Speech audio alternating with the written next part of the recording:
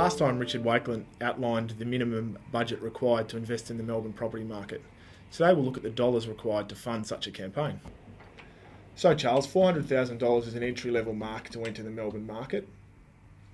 What would the average person require from the family budget to finance such an investment? Well, it depends on a number of factors, of course. The first, if we work on a purchase price of 400, depends on how much the investor is going to be borrowing, and that will have a large impact on the amount of interest that they pay. Secondly, we need to look at the interest rate, whether that be fixed or variable, and then we start to look at the rental income that the property itself will produce. Now, the income is obviously earned from the property rental, but there are also expenses in managing that property, be it management fees, maintenance fees, and so on. Finally, we look at the borrower's tax situation and we look at their tax bracket, as the negative gearing impact will certainly have an effect on the cash flow for the borrower. There's a fair bit to unpack here. Well, that's right, Jarrod, and it is quite a complicated situation.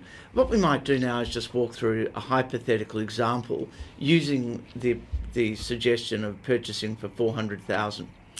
So let's assume now that the investor borrows that entire amount. And what we call that in banking terms is a 100% loan, where the borrower has borrowed all the money to purchase the property. Now, banks obviously these days won't provide that kind of loan. So we're assuming that the borrower has other property assets that they can use as supporting security. We'll also assume then that the stamp duty costs have been met from their own cash resources. So we're now down to a position where the borrower has a loan of $400,000 to purchase that property. Now, taking interest rates where they are at the moment, we'll assume that the rate would be about 5%, which is a pretty reasonable assumption in today's market. Then we need to work on what the rental yield will be. And normally the banks will work on a rental yield of about 3.5%. And in your experience, is that a reasonable level to work on in terms of a rental yield for a residential property? $270 a week for a one-bedroom apartment in the inner northern suburbs is generally about right. High-quality investment-grade apartments generally yield about 3.5% to 4%. You can, of course, get higher yields. However, there'll be some form of compromise which will limit the potential capital growth. Okay, well, that's terrific. Well, if we then work on a 3.5% rental yield, the banks will then work on taking 75% of that rent to be available to service the debt. Now, that's being fairly conservative, but would it be a reasonable assumption for an investor who's purchased a property that 25% of that rent would go to the costs of managing the property? Is that a reasonable assumption? Absolutely. Well, finally, there's the taxation aspect of the purchase to take into consideration. In a situation like this, in the early years, the majority of the time it will cost more to own the property than you will earn in rent. And therefore, this will be loss-making. Now, that's called negative gearing, and that's claimable against the taxman. So what we'd like to do here is go through an example where we work on somebody whose marginal tax rate is at 39%. Okay, so what's the result? All right, well, let's do the calculations then. Going back to our purchase of $400,000, the first thing that we need to look at is the rental coming in. And as we said, that's conservatively 3.5%.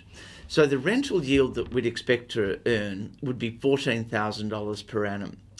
Now, if we then work on the 25% of costs, as we discussed before, we say that the costs in managing or owning the property would be $3,500 per annum.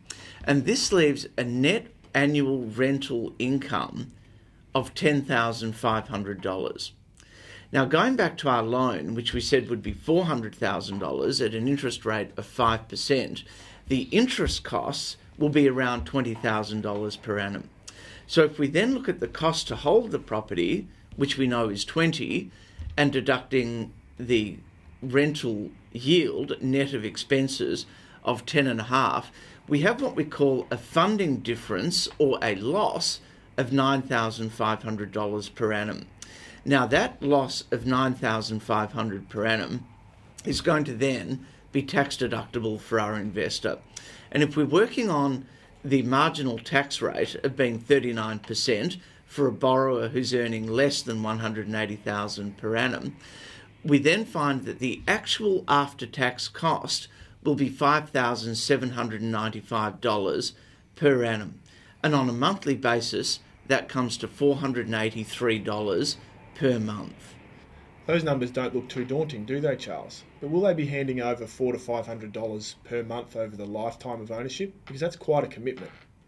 It is a commitment, but not necessarily will it always be that much. Over time, if the loan is principal and interest, the loan amount will continue to reduce, and therefore the interest cost will continue to reduce as well.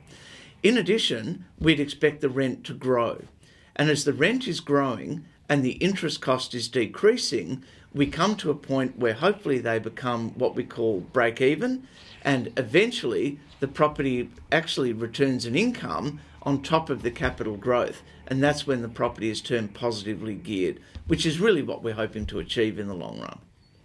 And that is, of course, on top of capital growth, which if you've chosen the property correctly, may see it double in value every 10 years or so. Thank you, Charles. Thanks very much, Jarrod.